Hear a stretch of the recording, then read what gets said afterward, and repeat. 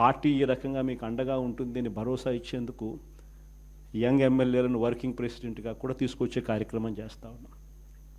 సిద్ధార్థ్ కూడా ఒక జోన్కు అదే మాదిరిగా వర్కింగ్ ప్రెసిడెంట్గా ఉంటాడు. సిమిలర్లీ ఈస్ట్ వెస్ట్కు, ఉత్తరాంధ్రకు, కృష్ణా గుంటూరుకు ఈ రకమైన జోన్లకన్నిటికీ కూడా వర్కింగ్ ప్రెసిడెంట్లక యంగ్ ఎమ్మెల్యేలను కంటెస్ట్ చేసిన వాళ్ళను కూడా తీసుకొచ్చే కార్యక్రమం చేస్తూ ఉన్నాం. ఆర్గనైజేషన్ పరంగా యూత్ కానీ, మహిళ కానీ, స్టూడెంట్ కానీ, రైతు కానీ ఈ 4 చాలా బలంగా ఉండాలి. తర్వాత ఎస్సీ ఆర్గనైజేషను, ఎస్టీ ఆర్గనైజేషను, బీసీల ఆర్గనైజేషన్ ఇవన్నీ కూడా ఇవే స్థాయిలో ఇంతే బలంగా తయారు కావాలి. ప్రతిపక్షంలో ఉన్నప్పుడే ఇవన్నీ బలంగా మనం తయారు చేసుకునే వెసులుబాటు మనకు ఉంటుంది. వెసులుబాటులోకి రావాలి.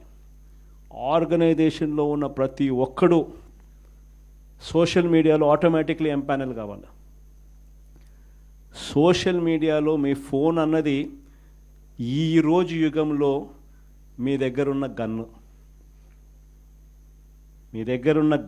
ఈరోజు యుగంలో, ఈ సోషల్ మీడియా యుగంలో మీ దగ్గరున్న ఏకైక వెపన్, ఏకైక గన్ను మీ ఫోను. ఆర్గనైజేషన్ పరంగా మీరు దాంట్లో ఎంపానల్ అయిపోయి ఉండాలి. మీతో పాటు మీరు క్రియేట్ చేసి ఆర్గనైజేషన్ గ్రామస్థాయి దాకా కూడా ఆ ఆర్గనైజేషన్లో పార్టీ కావాలి.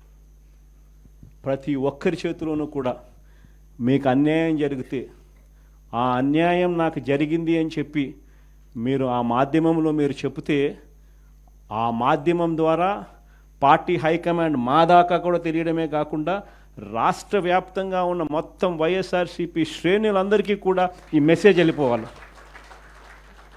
ఎవరికి ఎక్కడ ఏ అన్యాయం జరిగినా కూడా మొత్తం పార్టీ తనకు తోడుగా నిలబడే కార్యక్రమం జరగాలి. ఇది విజన్. నా జిల్లా ప్రోగ్రాములు కూడా మళ్ళీ ఉంటాయి. నా ప్రోగ్రాంతో పాటు చివరిలో నా పాదయాత్ర కూడా ఎట్టగో జరుగుతుంది.